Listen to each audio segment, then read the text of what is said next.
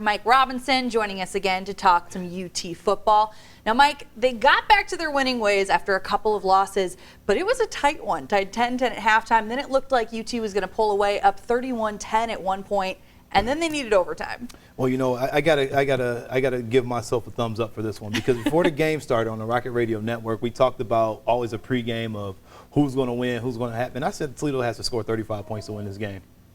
I don't know. I might be a genius, but I may just be lucky, or maybe just people just need to do things better. But, you know, you heard from Coach Candle in his presser just how important it is for that football team just to understand how to fight back. As he said, this is his most impressive win of the season for his football team, because they did have to deal with some adversity, and it was able to bounce back with no fans, terrible weather, just you, your brothers, and your coaches, you know. So it was a really good win for this team. And just dealing with the elements, obviously we're used to seeing them put it on the ground a little bit in those elements, but Eli Peters really showed up and was able to get things done in the air a little bit, especially in overtime, hitting Rossi in the end zone to win it. You know what, that was one of the coolest things to watch for a kid who's transferred schools, you know, had to go to be the third string quarterback, and then just all the adversity you have to go through as a quarterback, and to get to where he's at now is the coolest thing to watch. Like I said, last year he had kind of a coming out party versus Kent State, a little hint there. But this is a time in a year where you're kind of a kid. You're saying, hey, I want my opportunities. And you want them when you want them. You know, his best friend is Mitch Guadani.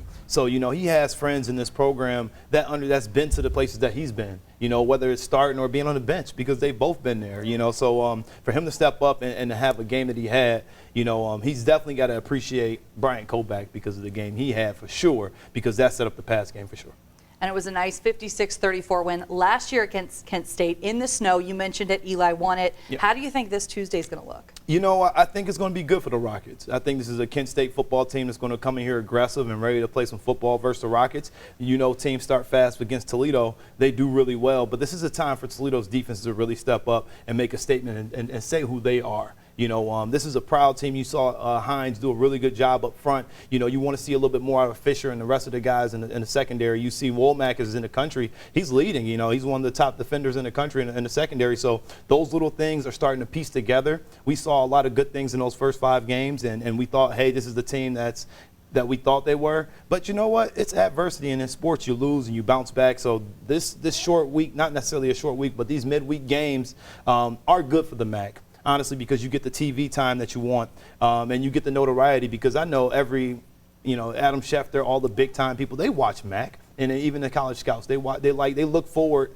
to watching these games midweek. So this is a perfect opportunity for them to showcase what they can do. And Coach Candle also mentioned that, just what a great opportunity it is for the university and the town of Toledo as a whole. But there is a little bit of a downside, just having to shift all of your focus and all of your preparation to a Tuesday game as opposed to a Saturday. How do you deal with that? Sure. You know, one thing that you got to look at, especially for Toledo, is Coach Candle's been here since 2008, 2009. So he's in his 10th year here in the university area and in his MAC. So the good thing about it is he knows how to adjust. He's been through several different head coaches and watched their game plans and watched the things that they've done. You know, so he's not too, unfamiliar with this. This is not uncharted territory for him. But for a lot of the players who are freshmen, you know, McDonald, who's starting on the secondary, these are new things for them. They got to adjust for the academically. You know, you still got class and things like that. So it's a lot of things that goes into building up for this. But in the sense of coming out here and playing and worrying about anything, I don't think the Rockets will worry too much, because the only thing they got to focus on is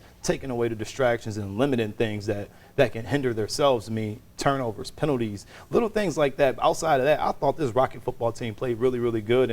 And going into this week, you know, I think that the win and just how Coach Creighton and Eastern Michigan battle here in Toledo, it really put something into Toledo, because at the end of the game, I talked to a couple players and they was like, you know what? I think we got our mojo back, you know, and I think that's just important, because when you go through midweek MACtion, you know, it's very tough and it's draining on your body.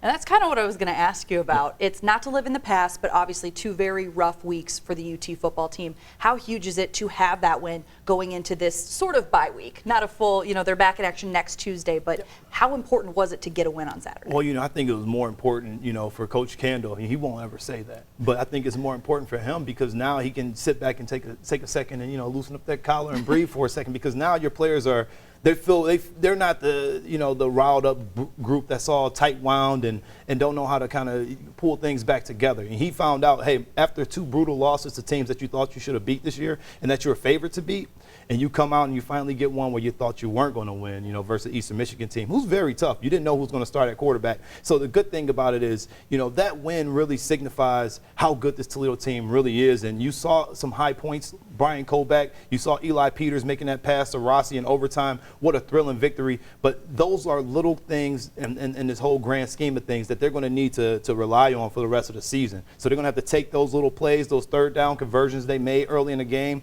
take those first downs, and carry that on next week. Like I said, it's all breakdown in the film. And as they go and break that film down, they can see exactly what the things they need to work on. And the first thing they need to work on is protecting the football and really tightening up on special teams. All right, well, Mike Robinson, thank you so much for joining us. Toledo not in action this weekend. They have a bit of a bye, but they'll be back at it next Tuesday in primetime hosting Kent State at the Glass Bowl.